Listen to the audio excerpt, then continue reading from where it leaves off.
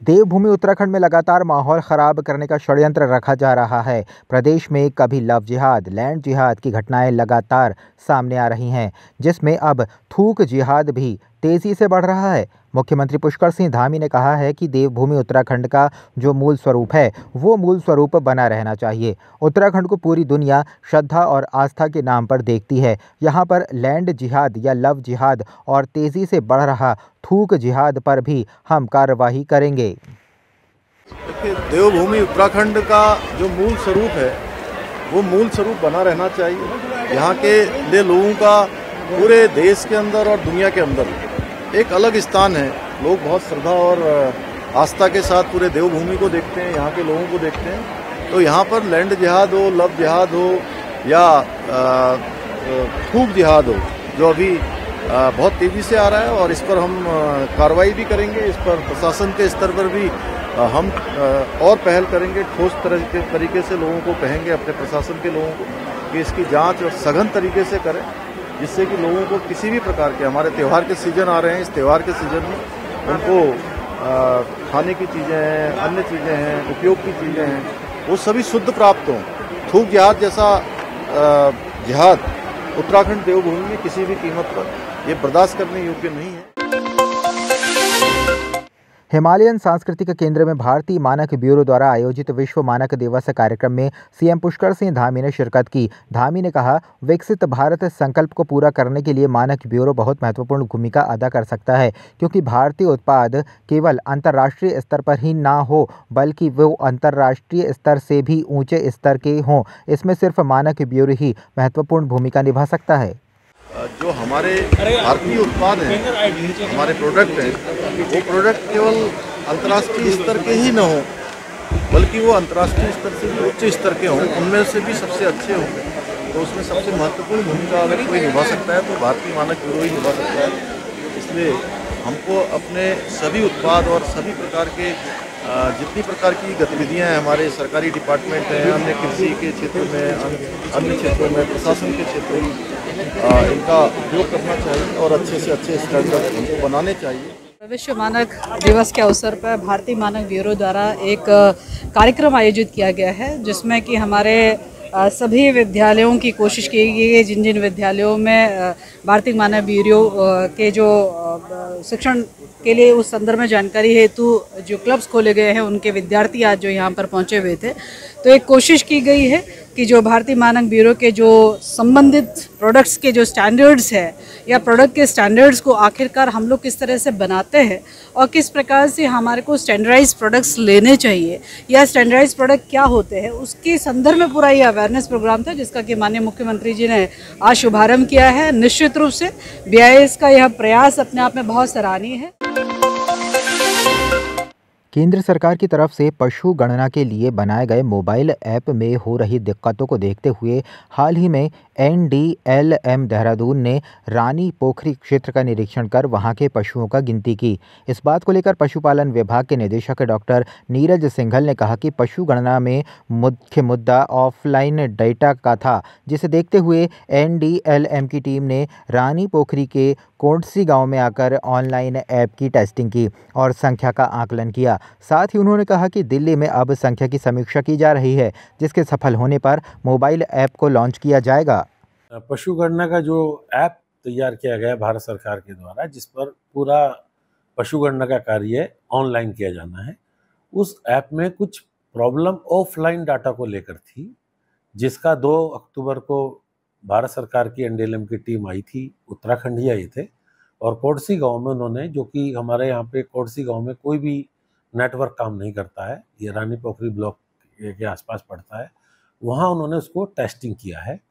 2 तारीख को टीम ने पूरा डाटा कलेक्ट करके दिल्ली गए हैं, उसकी एनालिसिस चल रही है, और अगर वो सफल हो जाता है तो फिर ये ऐप जैसे ही ओके हो जाएगा, गणना कार्य आरंभ हो जाएगा। हरिद्वार को शिक्षा का हब बनाने के लिए उत्तराखंड के पूर्व मुख्यमंत्री और वर्तमान में हरिद्वार सांसद त्रिवेंद्र सिंह रावत ने अपनी सांसद निधि को शिक्षा के क्षेत्र में इस्तेमाल करने का निर्णय लिया है। इस बात पर हरिद्वार सांसद त्रिवेंद्र सिंह रावत ने कहा है कि हरिद्वार क्षेत्र के स्कूलों की शिक्षा का स्तर कैसे बढ़ाया जाए, यह मेरी प्राथमिकता है। 5 सालों में लगभग 25 करोड़ रुपये हमको सांसद निधि मिलेगी और उसमें से 90 लाख रुपए तो जीएसटी चला जाता है पर ईयर, तो लगभग 20-22 करोड़ रुपया हमारे पास रहेगा। तो मेरी जो प्राथमिकता है वो शिक्षा है कि हम जो हमारे स्कूल हैं उन स्कूलों की जो शिक्षा है उसका स्तर हम कैसे बढ़ा सकते हैं और जो पैसा हमारे पास है कैसे हम मैक्सिमम उसका सदुपयोग कर सकें, जो जनता को दिखे, जनता महसूस करे कि हाँ सांसद निधि से ये पैसा इन कार्यों में लगा है, पूरी पारदर्शिता उसमें दिखना चाहिए। ये हमारी कोशिश है।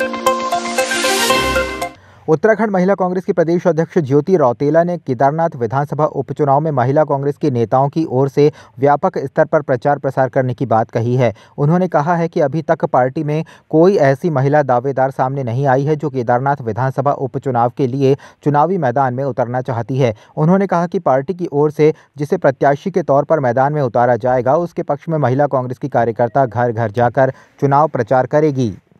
देखिए, मेरे पास कोई भी महिला ऐसी सशक्त महिला का नाम नहीं आया है जो वहां से चुनाव लड़ना चाहती हैं। अगर कोई महिला का नाम ऐसा आता तो मैं जरूर अपने अध्यक्ष जी, हमारे राष्ट्रीय नेतृत्व और नेता प्रतिपक्ष जी और सीनियर लीडरशिप की बात करती, पर ऐसा कोई नाम मेरे पास नहीं है। देखिए, महिला कांग्रेस की जो टीम है, जैसे इलेक्शन डिक्लेयर होगा, हम सब लोग, मैं और मेरी पूरी टीम, पूरे महीने जब तक कि इलेक्शन होगा उस दिन तक हम लोग वहां पे घर घर जाएंगे, बूथ में जाएंगे, महिलाओं से मिलेंगे और जो महिलाओं से जुड़े हुए मुद्दे इस प्रदेश में, जैसे महिला सुरक्षा बहुत बड़ा मुद्दा है, महंगाई बहुत बड़ा मुद्दा है, बेरोजगारी बहुत बड़ा मुद्दा है, इन मुद्दों को लेकर केदारनाथ का चुनाव लड़ेंगे। बीजेपी का सदस्यता अभियान लगातार चल रहा है। पार्टी के तमाम छोटे से लेकर बड़े नेता इस अभियान को सफल बनाने में जुटे हुए हैं। आज भी महानगर भाजपा में सदस्यता अभियान को लेकर बैठक की गई, जिसमें कई नेताओं ने शिरकत की। बीजेपी के राज्य मंत्री डॉक्टर देवेंद्र भसीन ने बताया कि आज से सक्रियता सदस्यता अभियान की शुरुआत हुई है। उन्होंने बताया कि सामान्य और सक्रिय सदस्य इस अभियान में शामिल रहेंगे। उत्तराखंड के अंदर तेजी से लोग बीजेपी की सदस्यता को ग्रहण कर रहे हैं।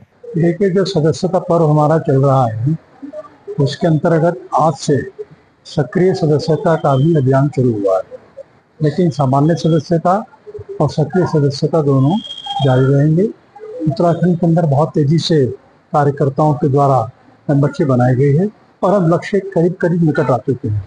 अब आज से जो सक्रिय सदस्यता को तय किया गया है, इसमें प्रत्येक मंडल के अंदर हमने सक्रिय सदस्यता के फॉर्म भेजे हैं और मंडलों से भर भर के हमारे जिला कार्यालय में आएंगे, फिर यहाँ से हम प्रदेश के लेंगे। भाजपा की राज्य मंत्री मधु भट्ट ने केदारनाथ उपचुनाव को लेकर कहा कि पार्टी व संगठन केदारनाथ उपचुनाव के लिए पूरी तरीके से तैयार है। पार्टी के सभी सदस्य जनता के बीच हैं और वहां की जनता चुनाव होने का इंतजार बेसब्री से कर रही है और भाजपा को भारी बहुमत के साथ पुनः केदारनाथ में पार्टी के सर सहरा बांधने को बेताब है। मधु भट्ट ने कहा कि पार्टी कार्यकर्ताओं एवं मुख्यमंत्री द्वारा लोगों की समस्याओं का निवारण करके उनके प्रति हर संभव सुविधा मुहैया कराई, चाहे वो सड़क, व्यापार या आमजन मानस की स्वास्थ्य, शिक्षा जैसी सुविधाओं को बेहतर करने का काम भाजपा सरकार ने किया है। हमारी तरफ से पूरी सरकार और संगठन चुनाव को लेकर पूरी तरह से तैयार है और केदारनाथ का उपचुनाव को लेकर वहां के स्थानीय जनता की जो मांग थी, वो मांगे हमने माननीय मुख्यमंत्री जी वहां पर स्वयं जाकर उन्होंने उनकी समस्याओं का समाधान करने के लिए आम नागरिकों से बात हुई है। वहां की जनता में बहुत उत्साह है और वो चाहते हैं कि शीघ्र से शीघ्र चुनाव हो और भारतीय जनता पार्टी को वो इस बार जो भी वहां का प्रत्याशी होगा उसको और अधिक बहुमत जो है मत देकर वो विजयी बनाएंगे।